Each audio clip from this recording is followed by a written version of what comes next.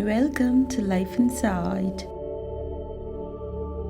discovering the fullness of life. Written by Eckhart Tolle, read by Life Inside.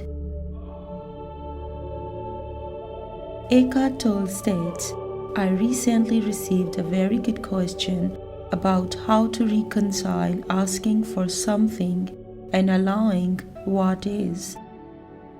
The questioner was seeking guidance on how to know when your desire for something runs counter to the universal plan, whether that is a desire for abundance or prosperity, or to help manifest healing for a loved one.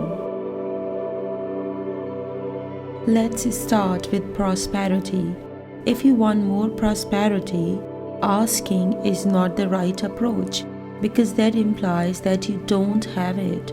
The right approach is to go deeply into the present moment, where you realize what Jesus called the fullness of life or abundant life. When Jesus said, I want you to have the fullness of life, what was he referring to? Was he referring to material abundance? Was he saying, I want you to buy more things? I want you to build bigger shopping malls so that you really can have abundance? No, he was not referring to shopping malls or buying more stuff. He was referring to a state of consciousness, the realization of a dimension in which nothing is missing, in which there is the realization that you, in the essence of who you are already totally complete. In that state of awareness, you can sense the fullness of life that is here, now, and that is inseparable from who you are. If you want to put a label to it, it is consciousness itself, out of which everything comes, the consciousness that creates everything.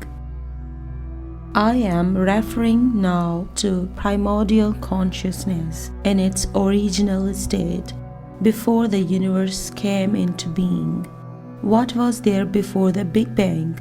No scientist can find an answer, but that is the primordial state of consciousness, the state before the Big Bang, which in historical terms was billions of years ago, but that is in you now and is in every human. Why? Because you are a microcosm of entire universe, and the entire history of the universe is contained in you. The timeless dimension of pure consciousness that gave rise and continuously gives rise to the world present in you as you. If you become very still, you become aware that you are consciousness. That's the fullness of life. Whatever you achieve in this world or whatever you get is secondary. It comes out of that. It is created by that. And it will return to that. Nothing that you create in the world of form lasts very long. When you are no longer looking to the world of form to satisfy you because you have found the source of all satisfaction in the depth of here and now, that is the realization of the fullness of life. Let's say you live in a very unpleasant place and you like to have a more pleasant place to live. When you realize the fullness of life, you can then take a mental image of the place you'd rather be and you can merge it. So to speak, with the realization of the fullness of life, that means you feel that you already have it. Whatever you want to have, you no longer want to have. You feel it is already there because it is contained in the primordial consciousness. And that's what Jesus meant when he said, that when you pray for something, believe that you have received it. He didn't say believe that you will have it. He said believe that you have received it. Now, when you do get what you wanted, you don't shout, "Yeah, I have got it. Now I need to hold on to it." That immediately brings in fear, and you are lost again. Instead, you simply say, "Oh, how nice." You didn't need it for your fulfillment because that is already there. With respect to healing again, you are not asking. That is not the deepest form or expression of sending healing to somebody. You have to go to that place that I just described, the realization of fullness, of completeness, of wholeness. Then you hold the image of the person in the space of your realization, where the wholeness of yourself is also the wholeness of that person. Their condition then becomes irrelevant.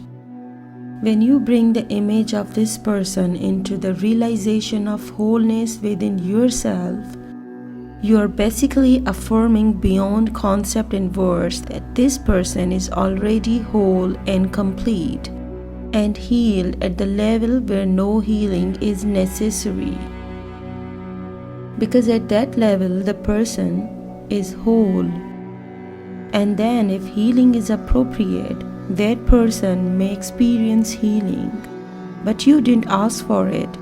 You recognize the essence of this person, and you gave no attention to the form of the condition the person is suffering from. You don't ask God or consciousness, "Please remove it." No. You go to a deeper place where the wholeness has never been affected by whatever the condition is. That is true healing. This text is taken from the original writing of Eckhart Tolle. Thanks for watching. If you like this video, please subscribe our channel and share it with your friends. Spread the good word, spread the positivity.